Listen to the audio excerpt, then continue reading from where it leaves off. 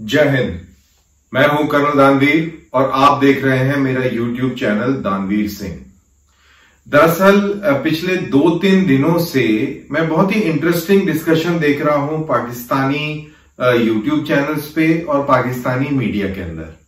वो डिस्कशन ये है कि पाकिस्तान के ऊपर खतरे की घंटी बजने लग गई है जब से अमेरिका के अंदर 22 सेनेटरों ने एक एंटी पाकिस्तान बिल जो है पेश किया है और बात हो रही है कि अब पाकिस्तान के ऊपर सैंक्शन लगेंगी। तो डिस्कशन क्या हो रहा है? डिस्कशन ये हो रहा है कि इसके पीछे भारत का हाथ है। डिस्कशन ये हो रहा है कि इस बिल को बनाने में भारतीयों का हाथ है। बात ये हो रही है कि इंडिया की जो लॉबी है वो अमेरिका में बहुत मजबूत है। मोदी साहब अमेरिका गए थे और उन्होंने कुछ पट्टी पढ़ा दी है और इस वजह से अब अमेरिका एक ड्राफ्ट लेके आ रहा है जिससे पाकिस्तान के ऊपर सैंक्शन लगाए जा सके। इंडिया इंडिया इंडिया इंडिया और इंडिया, सारे काम जो पाकिस्तान के को मुसीबत में डालने वाले हैं उसके पीछे है इंडिया और रा। ये लोग रॉ को रॉ नहीं बोल पाते हैं, ये रा बोलते हैं, तो रा है।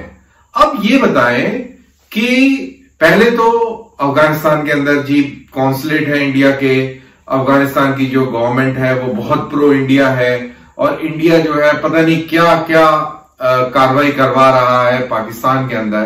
तो सारा ब्लेम जो था वो इंडिया के ऊपर डाला जाता था। अब इंडिया वहां से बाहर आ गया, लेकिन जब से इंडिया और अमेरिका और सारी जो डेमोक्रेटिक फोर्सेस हैं ये अफगानिस्तान से बाहर आई हैं और जब से इनके लोग, किताब को मानने वाले लोग वहां पर काबिज हो गए हैं, तब से पाकिस्तान के ऊपर हमले भी ज्यादा हो गए। अब ना तो वहां काफिर रहा, ना वहां पे काफिर के लोग रहे, वो तो चला गया। अब कौन है वहां पर? शरिया को मानने वाला, कुरान को मानने वाला, बिल्कुल हाफिज और मोमिन किस्म का आदमी जो है वो वहां पर बैठा हुआ है। और अब भी वहां पे हमले अब वहां पे हमले और तेज हो गए हैं। कोई दिन ऐसा नहीं जाता जब पाकिस्तान की फौज के ऊपर हमला ना किया गया हो। अभी कल ही 5 सैनिकों को मार दिया गया है वजीरिस्तान के अंदर। किसने मारा है? तहरीक तालिबान पाकिस्तान ने मारा है। ये वही तहरीक तालिबान पाकिस्तान है जिसके लिए इमरान खान ने एमनेस्टी की घोषणा करी है। उन्होंने नहीं मांगी, उन्होंने कोई माफी नहीं मांगी, लेकिन इमरान खान ने उनको माफी दे दी है। और माफी जो भी दी हो, लेकिन उनके जो शेख रशीद है वो कहते हैं कि हम सिर्फ गुड तालिबान को माफी देंगे, जो बैड तालिबान है उनको माफी नहीं देंगे। अब कौन है गुड और कौन है बैड ये शेख रशीद जाने और उनका शेख चिल्लियों वाला मुल्क जाने। लेकिन द पार्ट इज कि पाकिस्तान के अंदर चाहे वो बलूचिस्तान लिबरेशन आर्मी हो या टीटीपी हो, इनकी तरफ से पाकिस्तान की फौज के ऊपर हमले तेज हो गए हैं। लेकिन ब्लेम सारी चीज के लिए इंडिया को ही दिया जाता है, चाहे वो अमेरिका के अंदर वो 22 सेनेटर वाला एक बिल हो या अभी टीटीपी और ये वाली जो कार्रवाई हो।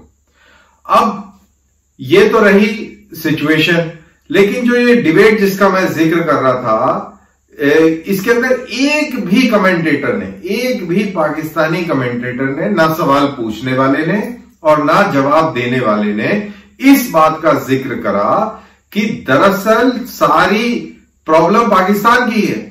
किसी ने यह सवाल नहीं पूछा कि भाई अच्छा ठीक है ये सब इंडिया करा रहा है, ये करा रहा है, लेकिन उसको मौका कैसे मिल रहा है? कौन दे रहा है इंडिया को ये मौका और क्यों मिल रहा है ये मौका? ऐसी क्या बात है कि सारी दुनिया इंडिया की बात मान रही है और हमारी बात नहीं मान रही?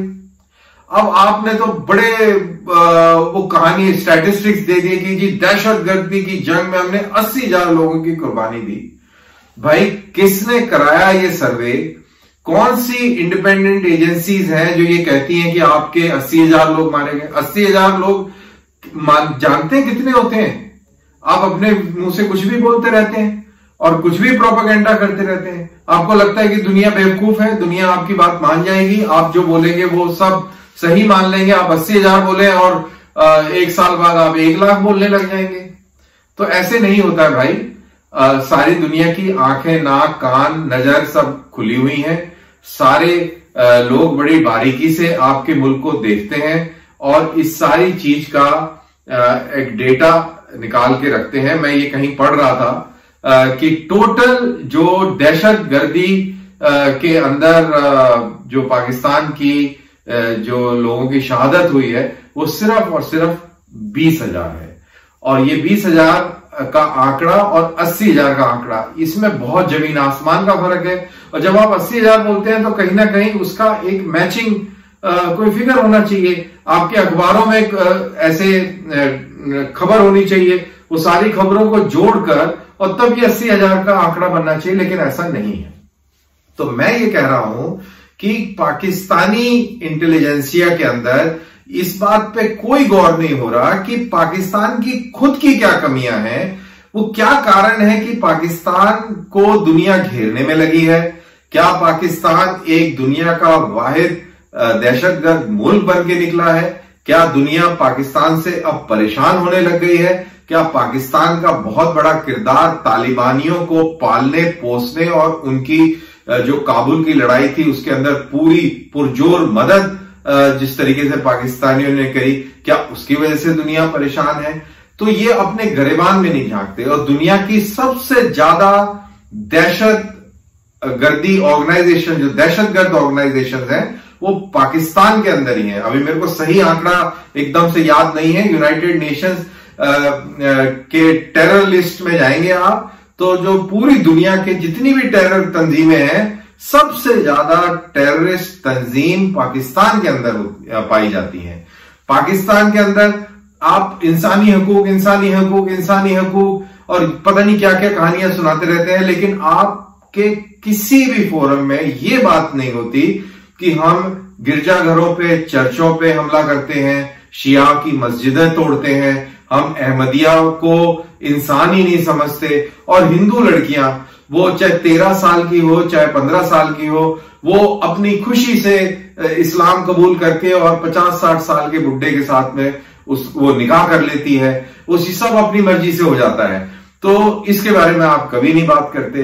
तो ये दुनिया बेवकूफ नहीं है, दुनिया सब देख रही है, समझ रही है कि आपके मुल्क में आप कैसे दहशतगर्दों को पनाह देते हैं, कैसे आप माइनॉरिटीज के ऊपर जुल्म करते हैं। और जब आप ये ऐसे बोलते हैं कि जी फलानी जगह पे ये हो रहा है, फलानी जगह पे वो हो रहा है, और मुसलमान ये और मुसलमान वो, तो वो पूरा नैरेटिव ठप से बैठ जाता है, क्योंकि दुनिया को सब चीज मालूम है। जैसे आप लोग कहते हैं ना, कश्मीर के अंदर मुसलमानों के साथ ये हो रहा है और वो हो रहा है, लेकिन आप उसमें हुकूमत में है, आप लोग तो कश्मीर नहीं आए, लेकिन दुनिया के लोग तो कश्मीर आते हैं ना, वो ये सब देखते हैं कि क्या हो रहा है, तो कुछ भी नहीं हो रहा है। आप पैसे देते थे पहले, वो पत्थर फेंकते थे, आपके पैसे देने बंद हो गए, उन्होंने पत्थर फेंकना बंद कर दिया। अब दुनिया अमन की बातें कर रही है। आपने जो एक आतंकवादी भेजा अली अली करके पंजाब का, उसने आते ही ये बोला कि जी मेरे को ये बोला गया था, ऐसे ही ने कहा कि इंडिया के अंदर मुसलमानों को नमाज नहीं पढ़ने दी जाती है कश्मीर के अंदर। लेकिन जब मैं आया और मैंने देखा कि यहाँ तो सब लोग आराम से नमाज भी पढ़ रहे हैं और बड़ी खुशहाली है यहाँ पर, तो उसका दिल खराब हो गया और उसने सरेंडर कर दिया। तो ये हकीकत है।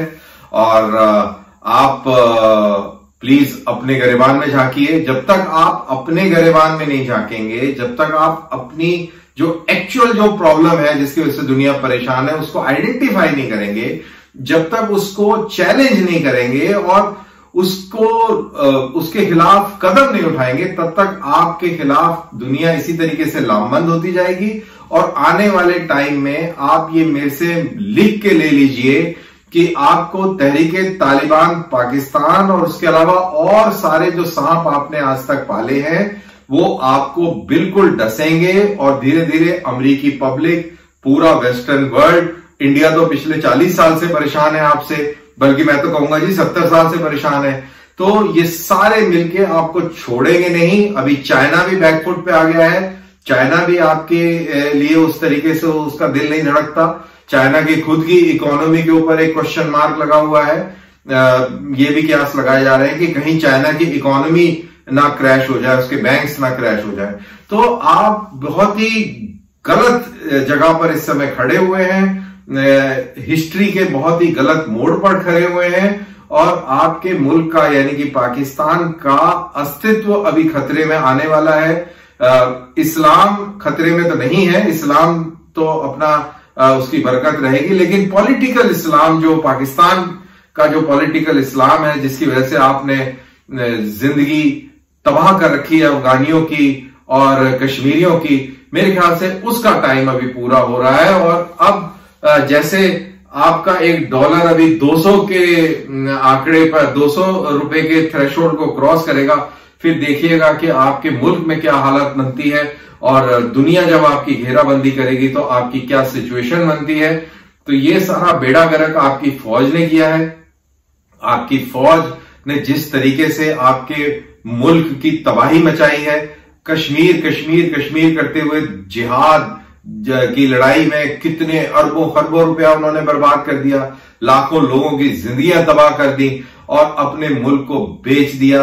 ये हारी हुई फौज पाकिस्तान को तबाह करके मानेगी और मेरे जैसा आदमी तो बहुत खुश है कि पाकिस्तान तबाह हो, क्योंकि पाकिस्तान ना कोई मुल्क है, ना इसका कोई हिस्टोरिकल कोई सीक्वेंस है, कुछ नहीं है। इनको खैरात में अंग्रेजों ने ये मुल्क बना के दिया जिससे कि इंडिया की पावर्स को चेक में रखा जाए। मेरे ख्याल से 70-75 साल के बाद अब वो टाइम आ गया है कि इस दुकान को बंद किया जाए, लोगों को आजादी की सांस लेने का मौका दिया जाए, चाहे वो सिंधी हो, बलूची हो या खैबर पख्तूनख्वा के पठान हो। तो बहरहाल पाकिस्तान की अभी जरूरत है, अगर वो चाहते हैं कि पाकिस्तान सलामत रहे तो वो अपने गिरेबान में जाके जो आतंकवादी वो पालते हैं और जो टेररिस्ट ऑर्गेनाइजेशंस का जिसको वो सपोर्ट करते हैं वो उन पे पाबंदी लगाएं और ये ना ढूंढे कि इंडिया ने क्या कर दिया, मोदी क्या कह रहा है, उनकी राख क्या कर रही है पाकिस्तान में, क्योंकि इन चीजों के पीछे दौड़ने के साथ आप असल में अपना ही नुकसान कर रहे हैं। क्योंकि असल मुद्दा ना इंडिया है, ना राह है, ना अमेरिका है, असल मुद्दा आपकी मेंटालिटी है, आपकी सोच है और आपकी कारकर्दगी है, जो कि दहशतगर्द और दहशतगर्दी के साथ पॉलिटिकल इस्लाम के साथ खड़ी हुई है, जो कि पॉलिटिकल इस्लाम वैसे भी एक दहशतगर्द ही नैरेटिव है, जो कि मॉडर्न वर्ल्ड के अंदर किसी भी हालत में कामयाब नहीं हो सकता। बहरहाल ये मेरी बात यहीं तक। आई होप ये पाकिस्तानी भी सुन रहे होंगे और पाकिस्तानियों से दरखास्त है कि इस मेरी बात को वायरल करें, जिससे कि जो दिमाग के अंदर जो गोबर भरा हुआ है वो निकले और ये असलियत आप पहचाने, आप समझें कि क्या है। और मालूम है आपको, सबको मालूम है कि क्या असलियत है, लेकिन उस असलियत को तस्लीम नहीं करते हैं। जब तक आप उसको तस्लीम नहीं करेंगे तब तक आपका कभी भी सुधार नहीं होगा। इसी के साथ मैं ये वीडियो को देता हूं विराम। आपने कीमती समय निकालकर इसको देखा, बहुत बहुत शुक्रिया। इसको लाइक कीजिए, शेयर कीजिए और अगले वीडियो का इंतजार कीजिए। जय हिंद।